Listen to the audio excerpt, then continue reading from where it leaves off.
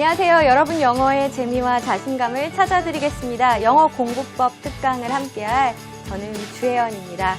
우리 오늘 이 시간에는요, 시험 영어를 준비하시는 분들, 수험생들을 위한 문법과 어휘 공부법에 대한 이야기를 좀 해보려고 합니다. 사실은 문법 공부법, 어휘 공부법에 대한 이야기를 이전에 함께 나눈 적이 있었죠.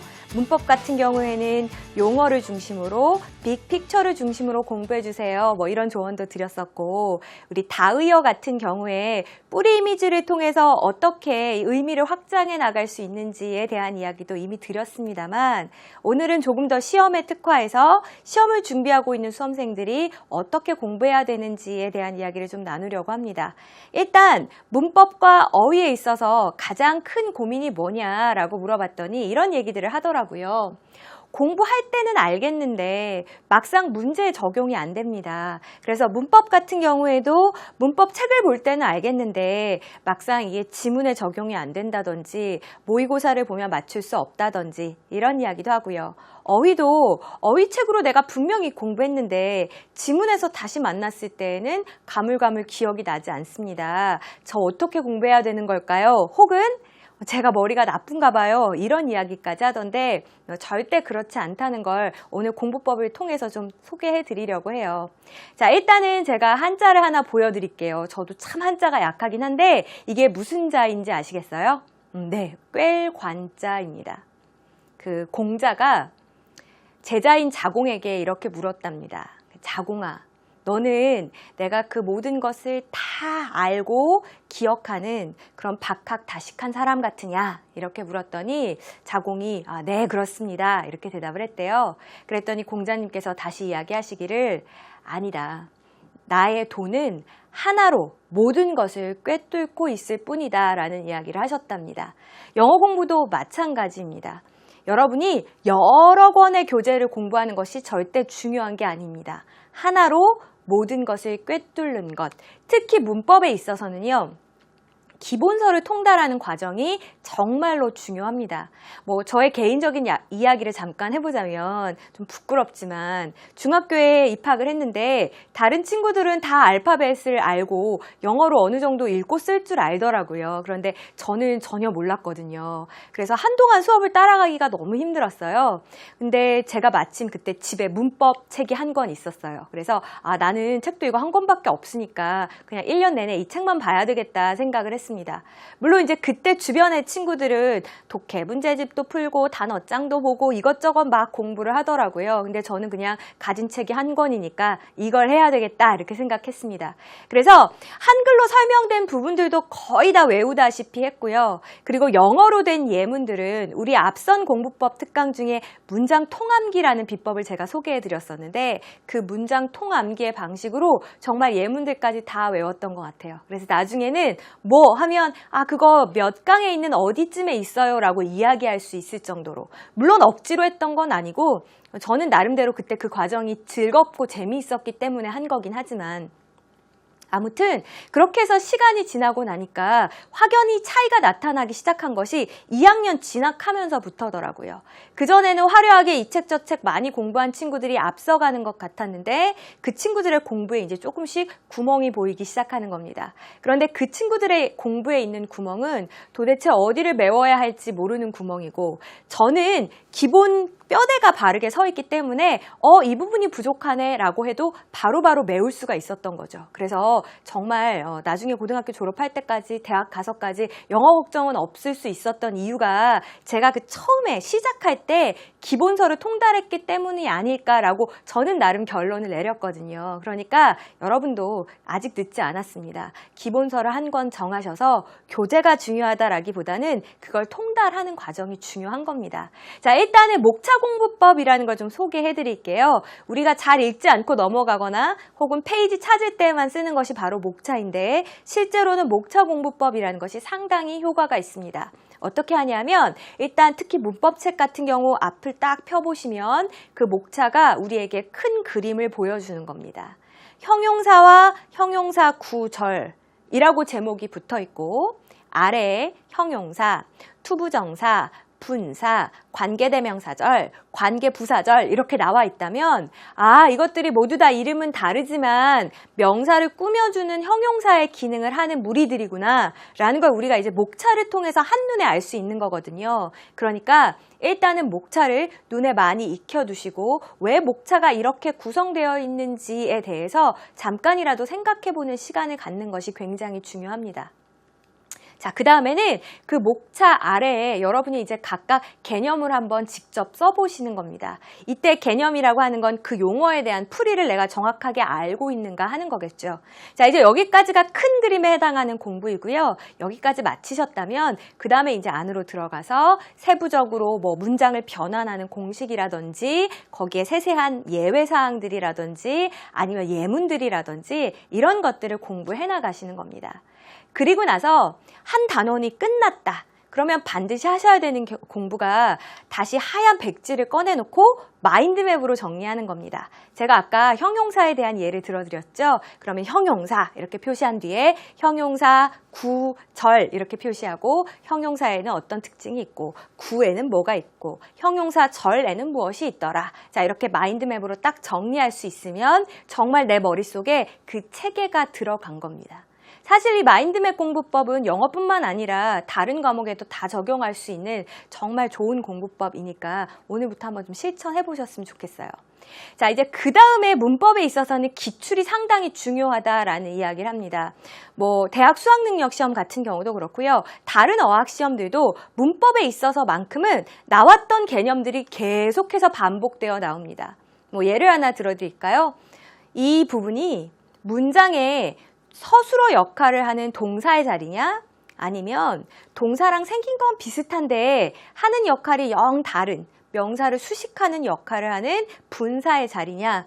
라는 것은 거의 매해 출제되고 있는 부분입니다. 그러니까 문법은 기출을 가지고 내가 제대로 패턴을 읽어가는 것만으로도 사실은 충분하구나 라고 자신감 가지셔도 괜찮아요. 자, 그러다가 문제를 풀다가 모르는 부분이 있으면 어떻게 해야 되겠어요? 틀렸네 하는 게 아니라 다시 끊임없이 기본서로 돌아가셔야죠. 그래서 기왕이면 오답 노트를 하나 만드셔서 틀렸던 문장 같은 경우에는 나의 기본서에 있던 기본 개념도 옮겨두시고 그리고 기출에서 틀린 그 문장도 하단에 적어두시고 이렇게 해서 이제 한 권의 단권화 노트를 만드는 거죠. 그게 여러분만의 문법서가 되는 겁니다. 자, 그 다음에 또 하나 주의하셔야 될 점은 선택지도 다 분석하셔야 됩니다. 정답이 2번인 건 알았어요. 근데 나머지 1, 3, 4, 5가 왜 오답인지는 잘 모르겠지만 넘어가시면 안 된다고요. 문법 문제 같은 경우에는 주로 이렇게 밑줄을 치는 밑줄형 문법이거나 혹은 두 단어 중에 하나를 선택하게 하는 택일형 문법 문제가 많습니다. 이 경우에는 출제자가요, 각 밑줄마다 혹은 각 박스마다 다 어떤 개념이 있기 때문에 그 부분에 표시를 한 거거든요. 다시 말해서 지금은 2번이 답일지라도 나중에 1, 3, 4, 5 중에 하나의 개념을 물을 수도 있다는 이야기입니다. 그러니까 여러분이 이게 어떤 사항을 묻고 있는 문법인가 반드시 생각해 보시고 잘 모르겠다라고 하면 어떻게 해요? 그렇죠. 기본서로 다시 돌아가서 확인을 하셔야 되는 거죠. 자, 그 다음에 제가 아까 오답 노트 만드는 방법은 설명드렸으니까 이 문법에 있어서만큼은 오답 노트가 꼭 필요하다는 거 잊지 않으셨으면 좋겠습니다. 자, 문법에 대한 이야기는 일단 기본서 통달이 가장 시급하다라고 이야기했고 그 뒤에 이제 구체적인 풀이의 과정은 기출로 해결하면 좋다 이렇게 이야기했습니다. 특히 최근 3개년 혹은 최근 5개년 정도의 문제만으로도 여러분이 어느 정도는 이 출제에 대한 패턴을 익히실 수 있을 겁니다. 자, 이제 그 다음에 드릴 이야기가 단어에 대한 이야기인데 이 단어 공부에 대해서만큼은 참 여러 가지 오해들이 많더라고요. 이제 그 중에서 공통적으로 이야기하는 것이 정말 단어 공부는 할 맛이 안 납니다. 왜냐하면 어차피 오늘 열심히 외워도요. 자고 일어나서 다음날 보면 절반도 기억이 안 나요. 근데 이걸 제가 왜 외워야 합니까? 이제 이렇게 이야기를 하는데 실제로는 내 머릿속에서 정말 싸그리 사라진 것이 아니고요. 이제 어딘가에 남아 있습니다. 이걸 과학자들은 이렇게 설명하더라고요. 아직 내가 그 정보를 끌어낼 수 있는 그 연결고리가 굉장히 약한 상태라서 내가 그걸 못 찾을 뿐이지 그게 없는 것은 아니다. 그런데 이걸 자주 마주치고 여러 번 반복해서 공부할수록 그 연결고리가 점점점 두꺼워지면서 내가 정보를 빨리빨리 인출해서 쓸 수 있는 구조가 되는 거다. 그러니까 오늘 공부하고 내일 기억나지 않는다고 해서 오늘 헛수고한 게 절대 아니란 이야기입니다. 자, 일단 첫 번째 기억해 두셔야 될 거는 한 번에 오래 본다고 해서 그만큼 기억이 오래 가는 건 아니에요. 단어 공부해라고 하면 이제 대부분의 학생들이 하는 것이 연습장을 꺼내서 그 단어를 막 쓰기 시작하죠. 종이가 까매질 때까지 50번, 100번 계속 씁니다. 100번 썼다고 기억이 100배 오래가면 얼마나 좋겠습니까만 그렇지 않아요. 오히려 짧게 자주자주 보시는 편이 훨씬 더 공부에는 도움이 됩니다. 그래서 제가 저의 비법을 하나 소개해 드릴게요. 실제로 이 방법을 통해서 단어 공부하고 나서 단어 공부에 대한 부담이 정말 없어졌습니다. 이제 단어 공부하는 게 괴롭지 않고 즐겁습니다. 이런 이야기 해주는 우리 수험생들이 많았거든요. 여러분도 오늘 한번 꼭 실천해 보셨으면 좋겠어요. 일단 오늘 외워야 하는 단어의 개수를 정하십시오. 30개다 혹은 50개다 정하셨으면 큰 종이를 한 장 꺼내서요. 마구잡이로 이렇게 쓰십시오. 이렇게 저렇게 삐뚤게. 이거를 가지런히 쓰려고 절대 노력하지 마세요. 우리의 뇌는 이렇게 좀 불규칙한 정보를 인식하려고 할 때, 새로운 정보를 인식하려고 할 때 더 활성화가 잘 된대요. 그러니까 굳이 깔끔하게 적으려고 노력할 필요 없는 거죠. 자, 일단은 종이에다가 막 이렇게 적는데 이때 중요한 건 그냥 필기만 하고 계시면 안 돼요. 눈으로도 끊임없이 뜻을 확인하시고 입으로는 발음도 해보고 의미도 계속 말하는 겁니다. 그래서 중얼중얼. 자, 이렇게 해서 종이 한 장을 다 완성을 하셨죠? 그리고 나면 집어넣고 수학 공부하세요. 수학 공부하시다가 쉬는 시간이 되면 아까 그 종이를 잠깐 꺼내는 겁니다. 그래서 어떻게 해요? 기억이 나는 단어들은 지우시고요. 당연히 대부분의 단어들이 기억나지 않겠죠. 그럼 다시 여러분의 단어장 꺼내셔서 맞다, 이게 이런 의미였지. 이렇게 이제 중얼 입으로 외우고 또 집어넣으면 되는 겁니다. 그리고 이번엔 국어 공부하세요. 국어 공부하다가 이제 좀 쉬어야 되겠다 싶을 때 이 종이를 또 다시 꺼내는 겁니다. 그리고 어떻게 또 기억나는 것들은 지워가는 거예요. 자, 이 과정을 언제까지 반복할까요? 그렇죠. 이 종이에 있는 단어들이 다 지워질 때까지 반복하시는 겁니다. 그리고 나서는 새로 종이를 한 장 꺼내셔서 이번에는 오늘 외워야 할 단어 50개를 적는데 동일한 순서로 적지 마시고 순서를 섞어서 적으십시오. 우리의 뇌가 참 간사한 게요. 때로는 내가 그 단어의 뜻을 외우지 못했는데도 불구하고 위치로 기억을 하는 경우가 있습니다. 맞아. 오른쪽 위에서 두 번째 단어 그게 이 뜻이었는데 이렇게 외우면 안 되니까 순서를 또 한 번 섞으시는 겁니다. 자, 이렇게 해서 단어를 공부하면 오늘의 단어 공부는 이제 그걸로 끝난 겁니다. 저는 그 정도 했으면 충분하다고 생각해요. 당연히 다음날 보면 기억이 안 날 거고요. 지문에서 보면 가물가물할 겁니다. 근데 그건 너무나 당연한 거예요.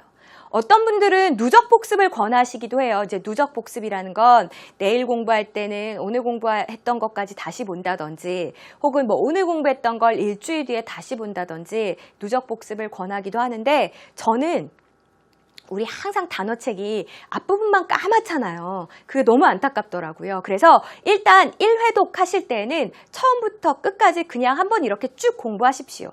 기억 안 나고 다음날 잊어버리고 이런 거 신경 쓰지 마시고 가능한 한 권을 빨리 끝내겠다 생각하시는 겁니다. 자, 그 다음에 이제 두 번째 동일한 교재를 볼 거예요. 보면 이런 현상이 생깁니다.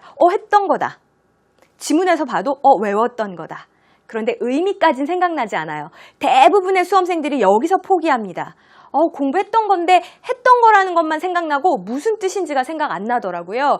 단어 공부해도 소용없나 봐요. 근데 그게 아니에요. 지금 과정 중에 있는 겁니다. 자, 이렇게 2회독을 끝내시고요. 동일한 단어집을 3회독 할 때 진짜 효과는 이제부터 나타나는 거예요. 3회독 하기 시작하는 순간 단어 암기의 속도도 폭발적으로 늘어날 뿐더러 보면 이제 다 기억이 나요. 맞다. 이거 어떤 의미였었지. 심지어는 이거 어느 파트에 있던 단어지 라는 것까지 기억이 납니다. 그러니까 여러분이 그동안 단어 공부가 안 됐던 이유는 과정 중에서 포기하셨기 때문이거든요. 이제부터는 잊어버리는 건 당연하고 기억이 안 나는 것도 3회독 할 때까지는 당연한 거다. 이렇게 생각하시고 매일 일정 분량 꾸준히 공부하는 것만 잊지 않으셨으면 좋겠습니다. 자, 이렇게 공부를 하고 난 뒤에는 덩어리로 기억하려는 노력도 당연히 따라줘야 합니다. 특히 이 덩어리로 기억하기는 아까 이회독 단계부터 병행하시는 것이 좋습니다. 때로는 이제 긴 풀 센텐스 예문을 보십시오라고 권하기도 하는데 물론 긴 문장 속에서 공부하면 가장 좋죠. 그런데 우리 수험생들은 영어 말고 해야 될 것들이 너무 많잖아요. 그래서 단어 외우는 것도 힘든데 막 예문까지 긴 것들이 기다리고 있으면 지레 질려서 단어 공부 포기하고 싶어지니까 일단 2회독하는 이 두 번째 단계 정도에서는 그냥 덩어리로 공부하시는 것 정도로 충분합니다. 뭐 예를 들어서 isolation 고립이란 단어거든요. 이 단어를 공부할 때에는 isolation만 외우지 마시고 political isolation, social isolation, emotional isolation, 정치적 고립, 사회적 고립, 감정적 고립 이렇게 하면 isolation만 외우는 것보다는 훨씬 더 수월하실 거고요. 또 rational이란 단어가 뭐 이성적인, 합리적인 이란 의미가 있거든요. 그러니까 rational만 외우지 마시고 a rational argument, a rational choice, a rational decision 이렇게 이제 덩어리로 공부하시는 것이 좋다라는 겁니다. 그럼 이 덩어리는 어디 가면 확인할 수 있느냐? 뭐 대부분의 단어장들에 이 덩어리 의미까지 같이 병기해 놓은 것들이 많고요. 아니면 우리의 가장 공부에 좋은 친구 있지 않습니까? 네, 맞아요. 사전으로 확인하시면 충분하니까 여기까지 해주셨으면 좋겠습니다. 자, 그리고 한 가지 부탁드리고 싶은 것이 선택지와 어휘를 정복해라 라는 겁니다. 대부분은 지문 중에 모르는 어휘가 나오는 것은 굉장히 챙기면서 선택지는 정답 빼고는 나머지는 뭐 어차피 오답이니까 이렇게 버리는 경우가 많습니다. 그런데 거꾸로 한번 생각을 해보세요. 지문 속에 있는 단어는 출제자가 통제할 수 없습니다. 원 저작자가 있죠. 그 원 필자가 선택한 그 단어를 뉘앙스나 다른 의미의 오해를 만들지 않고 다른 단어로 교체하기가 쉽지 않아요. 그래서 때로는 우리 교육 과정에서 살짝 벗어나는 단어인데 이거 필자가 썼으니까 자 이렇게 해서 그냥 지문에 남겨두는 경우도 사실 많거든요. 그런데 선택지 같은 경우는 완전히 이야기가 다르죠. 선택지는 철저하게 출제자가 통제해서 만들어내는 겁니다. 그렇기 때문에 선택지에 들어가 있는 어휘들은요. 출제자가 생각하기에 이 정도는 알아야지 하는 단어들로 구성된 겁니다. 그러니까 오늘부터 선택지에 모르는 단어가 있었다라고 하는 거는 내 지금 단어 실력에 정말 빨간불이 켜졌다는 뜻이구나 이렇게 생각하시고 단어 공부 더 열심히 하셨으면 좋겠습니다. 자, 제가 지금까지 어휘 공부에 대해 길게 이야기를 해드렸어요. 일단 짧게 자주자주 봐라 라고 하면서 그 종이 한 장을 통해서 어떻게 단어를 공부해 갈 수 있는지 속어법으로 공부하는 방법도 보여드렸었고 기왕이면 사전을 통해서 개별 단어가 아니라 덩어리로 공부해라 라는 이야기도 했었고 그리고 선택지에 모르는 단어가 있다는 거 특히 제가 지문은 다 해석했는데요. 선택지 몰라서 틀렸어요 라는 거는 그건 정말 부끄러운 이야기니까 이제부터 단어 공부 열심히 해달라라는 이야기도 드렸습니다. 자, 이런 공부법 지켜가신다면 여러분 영어 공부도 어휘 공부도 반드시 정복하실 수 있을 겁니다. 자, 오늘 제 얘기 들으면서요. 아마 나의 공부에서 이런 점이 빠져 있었는데 라고 싶은 부분들이 있었을 겁니다. 특히 오늘 제가 함께 나누고 싶은 과제는 나의 문법 공부. 우리 이미 아주 오랜 기간 동안 문법을 공부해 왔어요. 그럼에도 불구하고 내가 실천하고 있지 않았던 부분들이 많이 있구나 느끼셨을 겁니다. 그 부분이 뭔지도 한번 적어보시고 그러니까 앞으로 어떻게 공부해야 되겠다라는 생각도 같이 정리하신다면 여러분 영어에 있어서 앞으로 정말 승승장구할 수 있지 않을까 생각합니다. 네, 오늘도 열심히 함께 해주셔서 정말 감사하고요. 우리는 이제 다음 시간에 듣기 공부법에 대한 이야기로 함께 할게요. 수고하셨습니다.